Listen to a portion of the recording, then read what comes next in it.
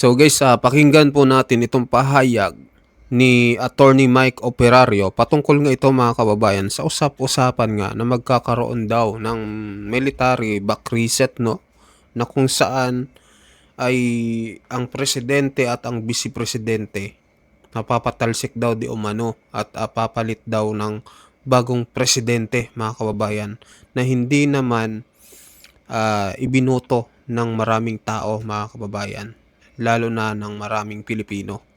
So mukhang ito yung gagawin, no, ng mga makakaliwa.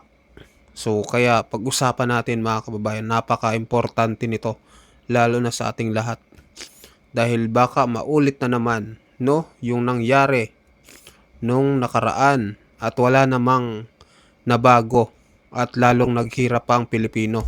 So naku mga kababayan, pakinggan nyo itong paliwanag ni Atty. Mike Operario para maliwanagan po ang bawat Pilipino na mali po itong kanilang ginagawa. So pakinggan na natin. Ito na po. Ang panawagan ba ng ibang sektor na kung sakaling magbitiw si Bongbong Marcos ay ipalit ang ibang tao kagaya ni Ramon Ang, ang mga Pinklawan, sila Leni Robredo, na hindi naman hawak ang titulong Vice Presidente ay merong basihan sa ilalim ng ating konstitusyon. Meron bang kaparehong istorya nito sa ating kasaysayan na magsasabi sa atin ng kung ano ang dapat nating gawin? Ito po si Atty. Mike Operario at pag-uusapan po natin yan. Kamakailan lamang ay lumutang na naman itong maugong na balita na may usap-usapan daw na ang militar ay babackupan ang isang transition government o reset government na kung saan ito ay pamumunuan ni Ramon Ang bilang isang temporary na pangulo hanggang magkaroon ng eleksyon. Surprisingly, ang ilang mga tao kagaya ni Mayor Magalong ay sinuportahan ang ideya na ito dahil si Ramon Ang daw ay magiging isang magandang choice dahil siya ay businessman at known strategies at kung ano na pang kanyang mga kwalifikasyon.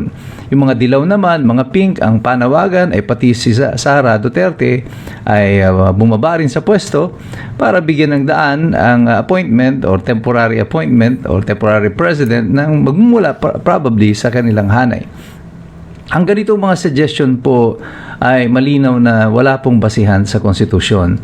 The only way that a non-sitting vice president ay papayagan na umupo in a transition government is that if there will be a complete revolution, a coup d'etat, halos kawangis ng kung anong nangyari noong EDSA 1. Sa Pilipinas po, dalawang modelo natin ng People's Revolution. The EDSA model, EDSA 1 model and the EDSA 2 model.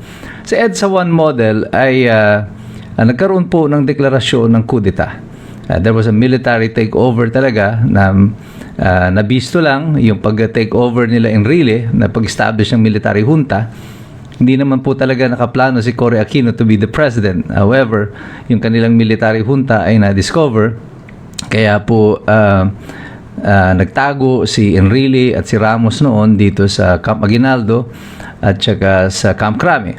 At nung panahon na yan ay nanghingi sila ng panawagan sa tao para sumuporta. At dito na po lumabas yung people power.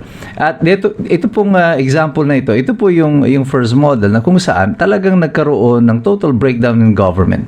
Na wala pong natira at pag-upo po ni Cory Aquino, nagdeklara siya ng revolutionary government at lahat po ay pinababa sa pwesto. It's a complete reset na sa aking pananaw ay nasayang lang. Ang ikalawang modelo natin ay ang EDSA 2 na kung saan yung ating sitting president ay pinalitan ng kanyang vice president na noon ay si Gloria Macapagal Arroyo at ang tinagal na presidente ay si Erap Estrada. Ito pong pagpapalit nito kay Erap Estrada ay meron po yung istorya na halos kawangis po ng nangyayari sa atin ngayon. Nung panahon po na yun, noong 2001, in the tumultuous 3 days po sa EDSA, halos tuloy-tuloy po ang mga negosasyon dyan para alamin kung sino ang papalit na presidente. Isa po sa mga lumulutang na pangalan noon na itinutulak ng kampo ng mga oposisyon ay si Senator Rocco. Marami pong gusto na si Senator Rocco ang pumalit bilang presidente instead of si Gloria Macapagal Arroyo. Kagaya ng kampo ng mga Osmeña from Cebu, sila Renato de Villa ng Reforma, at ilan pang mga kalyado. Marami din po kasi ang ayaw kay Gloria Macapagal Arroyo because of her reputation. And Senator Rocco was being urged na to throw his hat into the ring to be considered as president. Pero sinabi noon ni Senator Rocco na mahirap sa sitwasyon natin sa kasalukuyan na kung saan unstable ang government, that we will shake it even further by introducing non-constitutional measures. Non-constitutional because siya ay hindi kasama doon sa line of succession. Although sino ba ang ayaw maging presidente? Pero naniniwala si Senador Rocco noon na then was not the time. Ang kailangan noon is to stabilize the government, and we are in trouble at that time. At to stabilize the government, we need an anchor. Ang anchor po natin dyan is the Constitution. Kailangan nating sundin yung saligang batas. Otherwise, the more that we tinker with the Constitution, the more that we will get into trouble. Mas lalo tayong mapapahamak kung mayroon po tayong mga gagawin pa na paglabag o pagbabago sa konstitusyon. Ito yung sinasabi na Remulla, to bend the law. If we bend the law today, or we bend the law even further, it will create more chaos. So, the more solid solution na sinuggest ni Senator Rocco was just to follow the Constitution. And this is the same thing that is before us right now. If ever man mag-resign si Bongbong Marcos, we have no other option but to follow the Constitution. At ang ayon sa Constitution, it is the Vice President na dapat ay umupo. Maaring hindi nyo yan gusto, maaring may iba kayong preferred, but to allow Ramon Ang to sit as President definitely will have no constitutional or any legal basis at all. Wala rin siyang moral basis. Kahit na sino pa man na isuggest yun dyan na hindi nakasaad sa Constitution in the line of succession will not be acceptable because it will violate the very fundamental law na pinaglalaban natin. Ang lahat po ng ating karapatan at ang lahat ng batas na ating pinatutupad ay kailangang umayon at sumandig dito po sa ating saligang batas. Kaya nga po saligan ang tawag yan. Dito tayo lahat sumasandal. Dito tayo nakasandig na lahat. Dito tayo dapat susunod. Kapag ito ay ating bina-violate at isinasasang tabi, ay lalo pong magkakagulo sa ating lipunan. At ito po ang sinasuggest ng mga tao na ito. Yung mga gusto po na si Ramon Ang, si Leni Robredo, o sino man na sinasuggest nila na mag-take over sa government sa pagbaba ni Bongbong Marcos, ay hindi po totoong nagmamahal sa bayan. Ang nais po nila dyan ay kaguluhan. Ang nais nila ay hindi kaayusan, ang nais nila ay pag-agaw ng kapangyarihan.